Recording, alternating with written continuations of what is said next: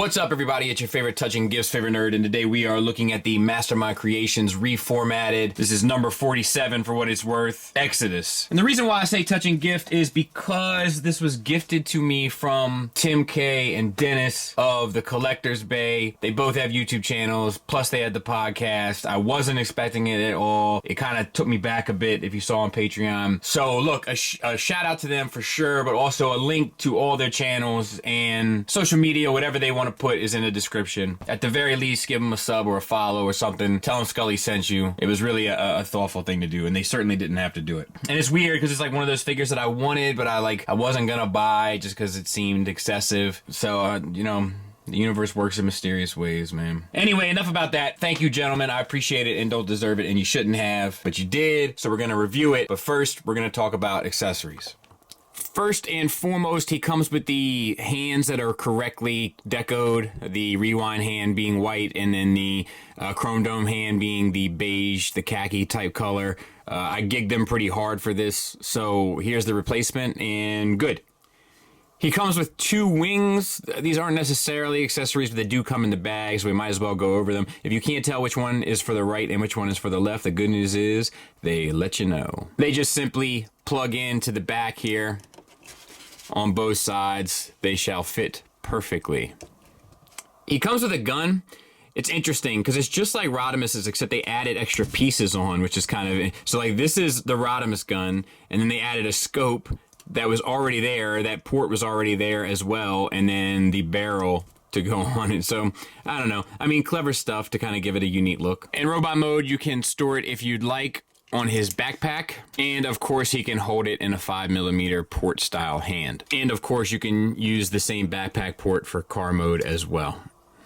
And of course, gimmicks wise, you do have these plates here that will come up and rotate out for, you know, that look. I'm gonna keep them collapsed just for the sake of not breaking anything. I don't like stuff hanging off of my bots while I'm trying to transform them or manipulate them a whole ton. But, I mean, that's spot on the money, which is nice.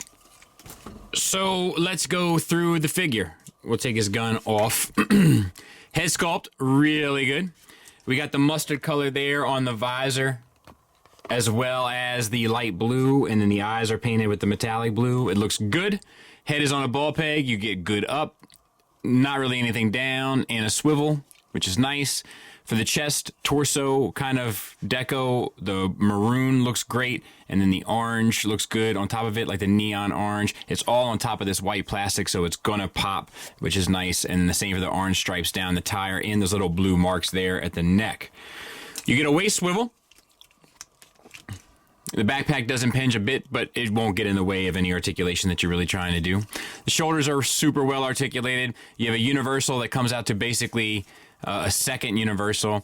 As a result, you can only get the arm up 90 degrees, but you can get a good butterfly forward and back, and the swivel around. And then obviously it will collapse to make it real mainline to the body, which is nice.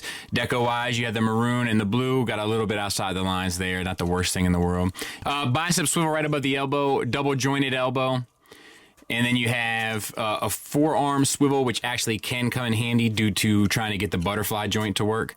Mustard color there in the gray. A wrist swivel, fingers on a base pen knuckle, and the index finger is individually articulated, but it is curved, so you get typewriter fingers forever. Alrighty. Same on the other side. So for the hips, we have universals. They're soft ratcheted out to the side for a good bit. Forward is tensioned. Once again, a good bit. Thigh swivel. Single hinge knee for 90 degrees. Tons of deco here in the lower legs. We had the blue added onto the maroon plastic, the orange stripe down the black paint, the maroon paint added onto the sides. Like, they put a ton of deco into this. The blue here, of course, the car bits, which we'll show here in a minute. Ankles, we have an ankle tilt up, an ankle tilt down, and a rocker. The rocker is a little limited, which is unfortunate. And then we have this little heel spur here that you can use to kind of help plant your feet in, or feet in. And there he is from the back. Nothing left to do. Let's do some size comparisons. I got one in particular I want to show.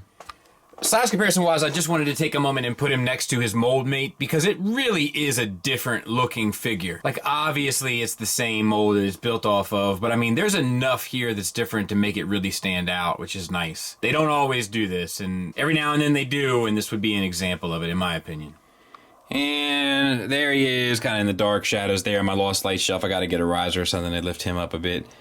Getting a little tight in here, so... The good news is there's only 2 other bots that I want, and I'm not sure that they'll ever make them, and that's a proper looking Cyclonus and Whirl, so I may not have much to worry about, in all fairness, but it's cool to have, you know, representations of a lot of the characters that you love.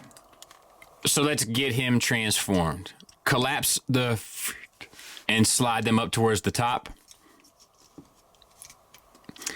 And we got to undo all this. So open this up. This should stay open. You got to pull this up. That will allow you to bring the foot around this way. Just get the arms out of the way for now. Same for the other side. Just get all your bits and pieces separated so that you can swing this out of the way. Now, you have to untab the shoulder from the chest and then swing that down and peg it back into the backpack on both sides.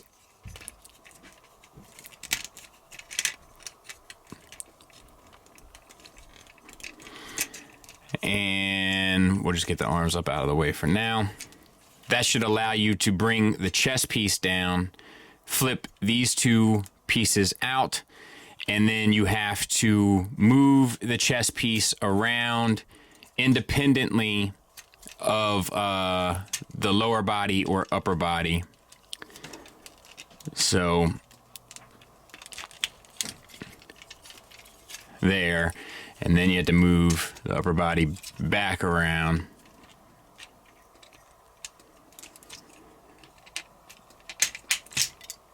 Ooh, wing fell off. All right. Now, at this point, you can bring the hood here in between all of this, and it encapsulates it. And everything starts to tab together, and the legs tab into the sides. And these pieces clip in kind of to the front there, and these pieces underneath fill in that section, and that is the lower part done. Then make sure that your arms are double jointed, and well, they are double jointed. You don't have to make sure of that. That's how they come in the box. Tab them into the shoulders on both sides, and then collapse the arms to the body. They'll tab in up top here, right? Yep, there and there. Open up. You can bring this down a bit. Let me see if I can't get a little tool here to open this piece up. And then tuck his head in. And then you can slide this down. Make sure that these pieces here are up and out of the way so you don't have any issues. And then just tab it all together. Work until it works. I'll clean it up. We'll take a look at it. And there it is. Rolls like a champ.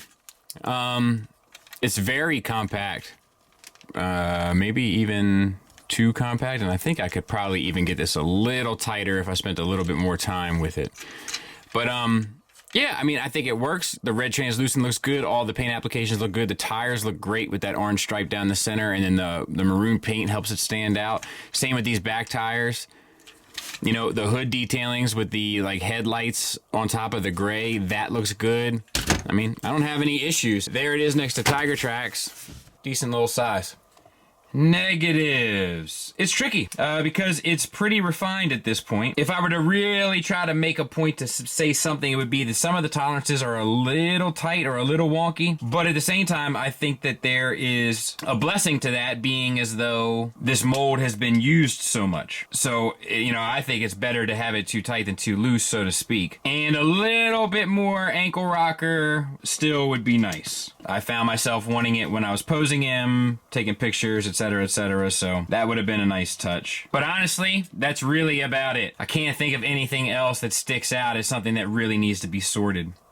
Positives wise, kind of the same stuff that MMC tends to do well when they do it well, and that is the sculpt is good, the paint is good, the materials are great, the articulation works, just really a paint by numbers approach to kind of nailing things. They put a lot of work into this one on the deco to make it stand out, along with the little mold changes to allow for some unique aspects of the figure so that it doesn't look just like a Rodimus wearing a Getaway hat, which is quite appreciated by me. So yeah, I don't really have anything else to really say about it. I think it's a solid, it's pretty much just what you would expect, and perhaps will exceed expectations in the sense of looking unique from its mold mates. What more could you want? 47, I wonder who 50 is gonna be. Oh, and I can't believe I didn't take the opportunity while we're looking at this guy to say that, of course, it's inspired by the IDW-styled Autobot Getaway. Ooh. If you know, you know. Thanks for listening, thanks for watching, until next time, take care.